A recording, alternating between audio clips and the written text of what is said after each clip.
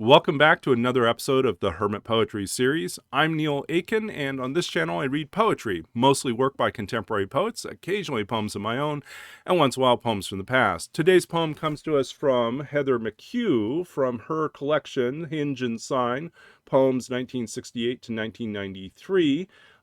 This was published by Wesleyan University Press in 1994 and had the distinction of being a finalist for the National Book Award. The poem I'm going to read is actually one of my all-time favorite poems. And it's interesting to me, the first time I read it, I did not know where I was going with the poem. The poem kind of caught me by surprise and brought me to an ending I really wasn't expecting, but fell completely in love with. And I love poems that do that. It is one of my favorite traits to look for in a poem. And when I was thinking about which poems I haven't read for this series yet, I thought about this poem and thought, oh, this is overdue. I need to do this poem. So this poem is entitled, What He Thought. We were supposed to do a job in Italy, and full of our feeling for ourselves, our sense of being poets from America. We went from Rome to Fano, met the mayor, mulled a couple matters over. What's cheap date, they asked us. What's flat drink? Among Italian literati, we could recognize our counterparts, the academic, the apologist, the arrogant, the amorous, the brazen, and the glib. And there was one administrator, the conservative, in suit of regulation gray, who, like a good tour guide, with measured pace and uninflected tone, narrated sights and histories the hired van hauled us past. Of all, he was the most politic and least poetic. So it seemed. Our last few days in Rome, when all but 3 of the New World bards had flown, I found a book this unprepossessing one had written. It was there, in the pensione room, a room he'd recommended, where it must have been abandoned by the German visitor. Was there a bus of them? To whom he had inscribed and dated it a month before. I couldn't read Italian either, so I put the book back into the wardrobe's dark. We last Americans were due to leave tomorrow. For our parting evening then, our host chose something in a family restaurant, and there we sat and chatted, sat and chewed, till sensible it was our last big chance to be poetic, make our mark. One of us asked, "What's poetry?"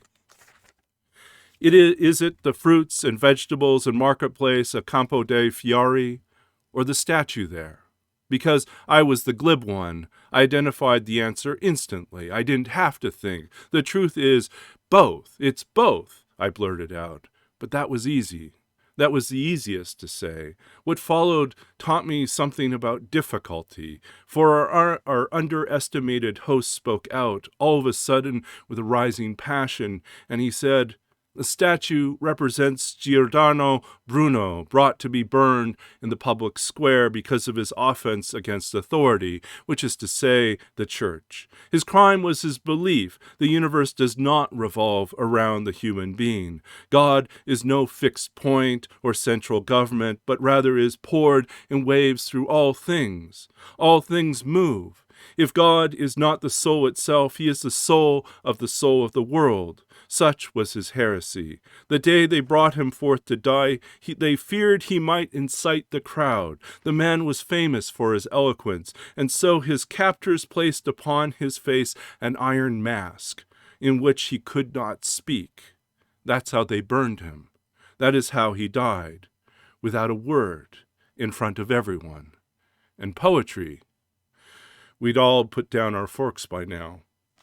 To listen to the man in gray, he went on softly. Poetry is what he thought, but did not say. And that was Heather McHugh.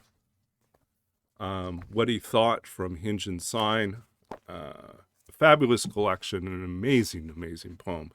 I do encourage you to read more of her work, and she is also a brilliant critic, literary critic and scholar, and I highly recommend checking out.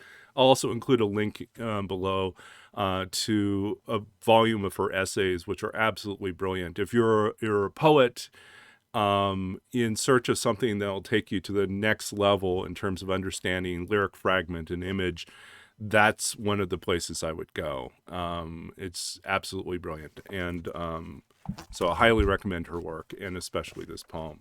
So if you've enjoyed this poem, please do check out the description for more of those links and information about the poet and the book, where to purchase it, and where to find other work of hers, as well as more information about this series. And I hope you enjoyed these readings. If you did, please like the video, comment below if you have suggestions for other poets or poems to feature.